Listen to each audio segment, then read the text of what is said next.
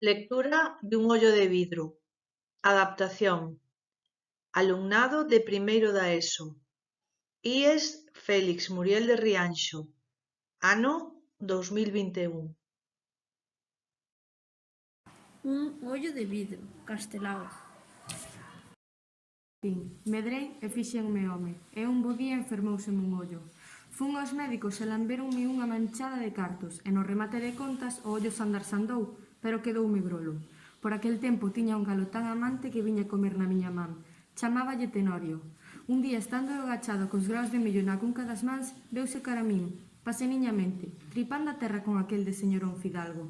Plántase diante de min, ergue o pescozo para fitar de perto, quizáis burlonamente. Aquel meu malfalado ollo grolo é, cavilando que sería cousa de manxar, axeitoume un peiteirazo tan ben dirixido que me deixou torto. Agora sí, os médicos, despois de lamberme outra manchada de cartos, puxeron un ollo de vidro, tan ben imitado que bulía e todo. Cobertores, como morren acotíos vos homes, e ben afeiteado, e ben peiteado, e co meu traxe dos días de festa, que, por certo, levoume o enterrador ao día seguinte de enterrarme. Fun para debaixo dos terróns, sen que ninguén se lembrase de quitarme o ollo de vidro. Os esqueletos son tan parvos como as persoas. Abondo decir que non pensa máis en quen bailar. Para min todos os esqueletos son o mesmo. Pásame neste mundo de osos que o que me pasaba no outro, cos negros. Que todos parecíanme iguais. En troques, eles, entre sí, coñécense moi ben. Debe ser porque eles son cegos e eu vexo. De ollar aos meus compañeiros bailando como se fosen osos ao son da danza macabra de Sanseens, afasteime do rueiro e reparei nun esqueleto que estaba sentado nunha campá e que tiña a cabeira ladeada, expresión de tristura e melancolía neste mundo.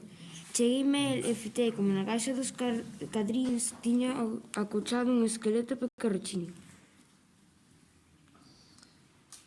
Hai tempo veño reparando que un home de carne e oso sae dunha cova, gabea pola parede do cemiterio e foxe cara á cidade. De alí a 2 ou 3 horas volta para o cemiterio, ensumíndose nun decir amén debaixo da terra.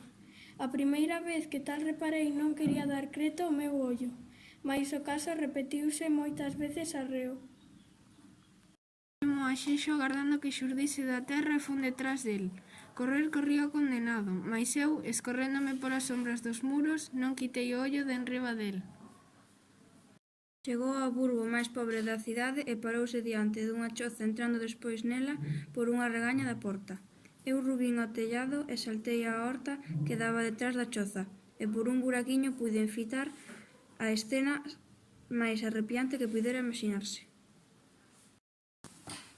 Unha lampadiña de aceite alumeaba mornamente a cariña fraca e encobeirada dunha rapaza que durmía nun leito misérrimo. A fantasma chegouse a ela e estivo unha chea de tempo cos beizos pousados no pescozo da rapaza. Se ergueu tiña a boca aurelada de roxo, mentras no pescozo da rapaza corría un fío de sangue e na pel da súa cariña fraca arrufiaba a brancura da morte. Aquela fantasma era un vampiro. Este día a fantasma chuchou o derradeiro sangue que podía dar a prove rapaza. Cando aínda estaba quente a derradeira balada das 12 horas no campanario da igrexa ouveando os cans ventando a morte. Guau, guau!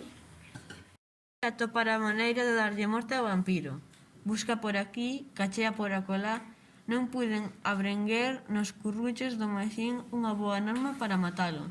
E quixen falar co esqueleto que trouxe unha biblioteca na cachola, para ver se me daba luces a súa conversa. E de que maneira podería darse a morte ao vampiro? Pois para arredar o corpo astral do físico non hai outro remedio que queimar o cadáver. Non quixen saber máis, afasteime da miña biblioteca e fun pensando para os meus adentres. Vampiros hainos, pois logo, polo si ou polo non, deberían queimarse a todos os caciques. Os caciques son capaces de facérense os mortos para seguir vivindo a conta dos malpocados.